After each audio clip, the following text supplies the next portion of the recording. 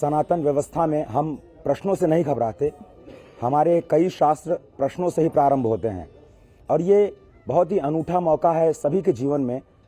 सभी लोगों को अपने मन में बसे हुए प्रश्नों को यहाँ को लेकर के यहाँ पर आना चाहिए और किसी ऐसे सद्गुरु की तलाश करनी चाहिए जो उन प्रश्नों का समाधान कर सकें। इस सनातन परंपरा को अक्षुण्ण रखने के लिए, सनातन बीज को सुरक्षित रखने के लिए और अत्यंत अत्यंत प्रामाणिक वार्ता के लिए विश्वविख्यात वृंदावन के प्रसिद्ध संत शिरोमणि मलूक पीठाधीश्वर इस वक्त हमारे साथ हैं और उनके चरणों में मैं कोटि कोटि प्रणाम करते हुए अपने कुछ प्रश्नों को आप सभी की ओर से उनके समक्ष रख रहा हूं। जो भी त्रुटि है उसके लिए पहले से ही अभयदान मांगते हुए महाराज श्री मैं पहला प्रश्न आपसे ये करता हूं कि ये जो प्रयाग है, सामान्य व्यक्ति को तो यज्ञ का ही मतलब नहीं समझ में आता है। प्रकृष्ट यज्ञ मुझे नहीं लगता कि बहुत सारे सामान्य लोगों को समझ में आता होगा। फिर भी लोग यहाँ आ रहे हैं, आस्था के सैलाब में माँ गंगा में डुबकी लगाने के लिए आ रहे हैं। कैसे प्रयाग, तीर्थराज प्रयाग का सेवन कैसे करें, कैसे यहाँ से अधिकतम लाभ लेकर के जाएं? कि तीर्थ शब्द का अर्थ ही जल है। तीर्थ माने जल। गंगा जी जल रूप होने के बाद भी जल नहीं है। ब्रह्मद्रवेति विख्याते पापम मेहर जाह्नवी, साक्षात द्रवीभूत ब्रह्म ही श्री गंगा जी हैं। द्रवीभूत प्रेम ही श्री यमुना जी हैं और द्रवीभूत ब्रह्म विद्या ही सरस्वती है। तो गंगा, यमुना और सरस्वती का जहाँ सम्मेलन हो वह भूमि अपने आप तीर्थराज के पद से अलंकृत हो जाती है। और तीर्थराज वस्तुतः किसी देव विशेष का नाम नहीं है, साक्षात भगवान श्री हरि ही तीर्थराज है। क्योंकि उनका नाम तीर्थ, तीर्थ माने पवित्र करने वाला, उनका स्वरूप भी तीर्थ, उनकी लीला भी तीर्थ और उनका धाम भी तीर्थ। वेद में, पुराणों में तीर्थों का बहुत बड़ा महात्म्य है। हमारे यहाँ कहा गया है कि मनुष्यों की संपूर्ण कामनाओं की पूर्ति के लिए यज्ञ की सृष्टि की गई है। बहुत प्रसिद्ध श्लोक है, सह यज्ञाः प्रजाः सृष्ट्वा पुरोवाच प्रजापति अनेन प्रश्विष्यध्वम् अयम्बोत्तिष्ठ कामधुक्। ब्रह्मा जी ने प्रजा की सृष्टि यज्ञ के सहित की और यह व्यवस्था दी कि तुम सबकी कामनाएं यज्ञ से ही पूर्ण होंगी। स्वयं ब्रह्मा जी की सृष्टि रचना की कामना भी यज्ञ से ही पूर्ण हुई और यज्ञ के लिए उत्तम देश, काल और पात्र का चयन करना चाहिए। उस देश काल की पात्रता तीर्थराज प्रयाग की भूमि में ही श्री ब्रह्मा जी की समझ में आई और श्री ब्रह्मा जी ने भगवदाज्ञा का पालन करते हुए पवित्र सृष्टि का विस्तार करने के लिए यहाँ की पवित्र धरती पर यज्ञ किया। प्रकृष्ट याग होने से इस तीर्थ का नाम प्रयाग हुआ और यह संपूर्ण तीर्थों का राजा है। वैसे तो प्रयाग में असंख्यों तीर्थ विराजमान हैं, किंतु उनमें मुख्यतः तीर्थ 68 करोड़ तीर्थ हैं और उन 68 करोड़ तीर्थों में यहाँ प्रधान त्रिवेणी हैं, वेणी माधव जी हैं, सोमेश्वर महादेव हैं, त्रिवेणी माधवम सोमम भरद्वाजं च वासुकिम। महर्षि भरद्वाज यहाँ के अधिष्ठात्री ऋषि हैं। नागराज वासुकी, शेष भगवान, अक्षयवट, यह सब प्रयाग के प्रधान तीर्थ हैं। हमारे यहाँ शास्त्रों में ऐसा लिखा है कि जब भगवान सूर्य मकर राशि में प्रवेश करते हैं उस समय प्रयाग की पवित्र धरती पर भूमंडल के संपूर्ण तीर्थ उपस्थित होते हैं। तो इसी भाव से सभी संत महापुरुष आसेतु हिमालय पर्यंत संपूर्ण संत महापुरुष, सभी परंपराओं के महापुरुष यहाँ आते हैं। आकर के परस्पर सत्संग होता है, तीर्थ स्नान होता है। जो लोग इस भाव से आ रहे हैं कि संतों के दर्शन, क्योंकि मेला तो बहुत विस्तार में है 4000 हेक्टेयर में, जो मूल तत्व है वो है संत भगवान का दर्शन। क्योंकि आप ही ने बताया है कि प्रयाग 2 तरह के यहाँ पे, स्थावर प्रयाग और जंगम प्रयाग। तो कैसे संतों के दर्शन का अधिकतम लाभ उठा पाए हमारे सभी जनता जो आपको सुन। ऐसा है कि जैसे भगवान के संबंध में है कि सोई जाने जेहि देहु जनाई, जानत तुम्हें तुम्हें हुए जाई। भगवत स्वरूप संतों के संबंध में भी यही है। संत कृपा पूर्वक अपने स्वरूप का बोध जिस भाग्यशाली जीव को कराना चाहें, उसे ही उनके दिव्य स्वरूप की अनुभूति होती है। वस्तुतः हम लोगों को तो सामान्यन जहाँ कहीं इस प्रयाग क्षेत्र में जो भी संत विराजमान हैं, उन समस्त सिद्ध संतों के चरणों में, समस्त तीर्थों के चरणों में, समस्त देवी देवताओं के चरणों में हम भावपूर्वक साष्टांग प्रणाम करते हैं। इस भाव से जो भी व्यक्ति आकर यहाँ साष्टांग प्रणाम करेगा, उसके द्वारा यहाँ सूक्ष्म भाव से विद्यमान समस्त संत शक्तियों का सश्रद्ध बंधन हो जाएगा। जो माताएं पंचांग प्रणाम करेंगी, उन महत्पुरुषों के लिए वो पंचांग प्रणाम भी स्वीकृत हो जाएगा। बाकी संतों को पहचानना बहुत कठिन है। हमको लगता है कि ये पागल हैं, अवधूत हैं, पर हो सकता है वे पता नहीं किस ऊंची कक्षा में प्रतिष्ठित संत हों। अभी माताजी ने एक घटना हमें याद दिलाई, तो उसका हम स्मरण करते हैं। इससे ये प्रमाणित होता है कि जो संत नहीं आना चाहते हैं, उनको भी सिद्ध पुरुष लेके आते हैं। हमारे पूज्य गुरुदेव श्री पहाड़ी बाबा महाराज, जो लगभग 130 वर्ष की आयु में भगवत धाम प्रयाण किया, उन्होंने योगीराज परम तपस्वी महान सिद्ध संत थे। लगातार कई कुंभ उन्होंने किए। 2001 में जब हमारा शिविर लगा तो मन में बड़ा भाव था कि पूज्य गुरुदेव के चरण पड़ें।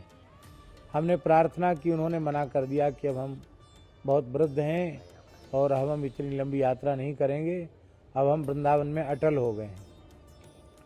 हम हताश निराश हो गए, फिर भी प्रयत्न करते रहे। एक भक्त थे, उनसे हमने कहा कि आप लेके आइए। वे भी 3 दिन तक आश्रम में रहे, लेकिन महाराज जी चले नहीं। अंत में कहा कि तुम प्रयाग चले जाओ। ठीक 4 बजे महाराज जी ने उस भक्त को आज्ञा दी, गोपाल गोपाल बाबा, बोले तुम्हारी गाड़ी तैयार है। उनके बड़े विलक्षण नियम थे। वो जिस गाड़ी में कोई माताएं बैठ जाती थी, उस गाड़ी में बैठते नहीं थे। इसका मतलब है कि नई गाड़ी आनी चाहिए, जहाँ भी जाएं एकदम नई गाड़ी हो, कोई दूसरा बैठा ना हो। उस गाड़ी में वो बैठते थे। जिसको ले जाना हो वैसी व्यवस्था करो। तो नई गाड़ी लाई गई थी महाराज जी को लाने के लिए। तो सूचना आई, जो लैंडलाइन वाला फ़ोन है, महाराज जी थोड़ी देर में आने वाले हैं। हमें बड़ी प्रसन्नता हुई। आ गए महाराज जी, छत्ता में विराज गए, थोड़ा काढ़ा पिया, लेट गए। तो हम उनके चरण दबाने लगे। हमने कहा महाराज जी आपने बड़ी कृपा की, पधारे तो हम सब बालकों का जो श्रम है सफल हो गया, हम लोगों का उत्साह बढ़ गया। महाराज जी बोले देख बच्चा, ना हम तेरे बुलाने से आए, न किसी भगत के बुलाने से आए। कल रात्रि में 2 बजे ध्यान में बैठ जाते थे, तो रात्रि में निद्रा में गए तो एक महापुरुष आए, बोले प्रयाग चलो, प्रयाग का न्योता लेके आए हैं। हमने ध्यान नहीं दिया। जब ध्यान में बैठे तो वे महापुरुष बार बार आने लगे। अंत में उन्होंने मेरा दाहिना हाथ पकड़ करके खींचा, तो मैंने नेत्र खोले, ध्यान से जागृत हुआ तो देखते महापुरुष सामने खड़े हैं। तो महाराज आप कौन हैं, बार बार आग्रह कर रहे हैं। उन्होंने कहा मैं तीर्थराज प्रयाग का अधिष्ठात्री महर्षि भरद्वाज हूँ। आपके 6 कुंभ हो चुके हैं, ये 7वां पूर्ण कुंभ है, ये कर लो, इसके बाद आपका फिर कुंभ नहीं होने का। हम आपको लेने आए हैं। ऐसा कहकर वे अंतर्धान हो गए। तो महर्षि भरद्वाज के बुलावे पर हम यहाँ आए हैं और वस्तुतः वो महाराज जी का आखिरी कुंभ था।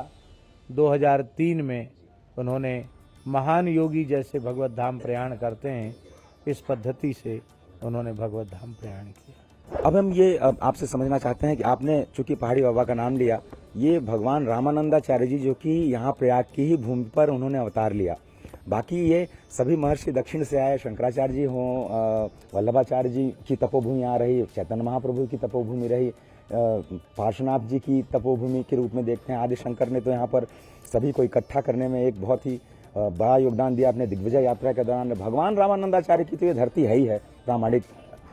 थोड़ा सा वैष्णव परंपरा के बारे में बताएं, जो लोग परिचित नहीं हैं, और कैसे हमें ये भी पता चला है कि इस वक्त विश्व की सबसे बड़ी रसोई इस वक्त महाकुंभ, इस पूर्ण कुंभ में चल रही है। 25 लाख लोग रोजाना यहाँ पर निःशुल्क भोजन पा रहे हैं, वो भी सात्विक। हमारे यहाँ जितनी सत संप्रदायों की परंपराएं हैं, उनका संबंध वेद से है, और वेद नित्य सिद्ध अनाद्य पौरुषेय है।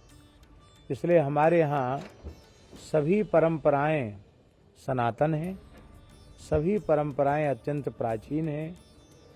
कालक्रम से उनमें ह्रास और विकास तो होता है, किंतु परंपराएं हमारी सभी प्राचीन हैं।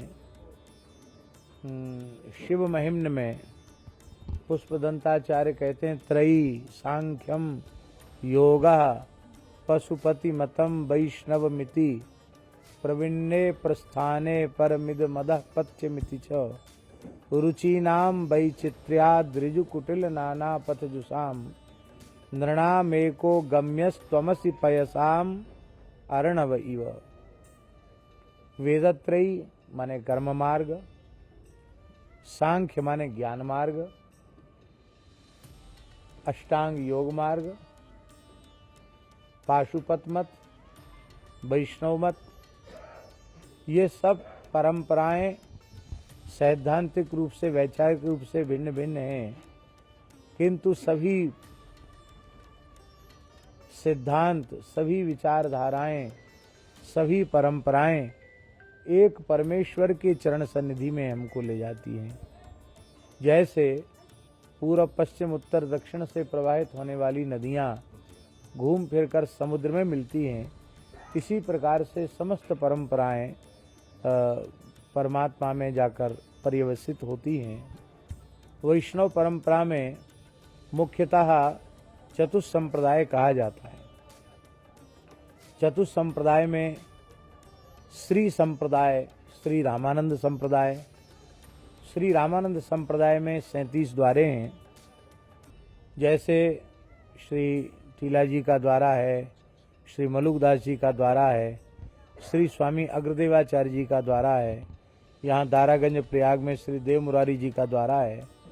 यहाँ जो छवि आप देख रहे हैं इस ओर, ये रामानंदाचार्य भगवान की छवि है।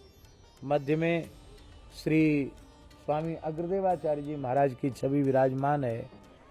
ये अग्रदेवाचार्य जी महाराज, जिनकी साधना भूमि रेवासा धाम रही, जिनसे वैष्णव परंपरा की 14 द्वार पीठें निकली हैं।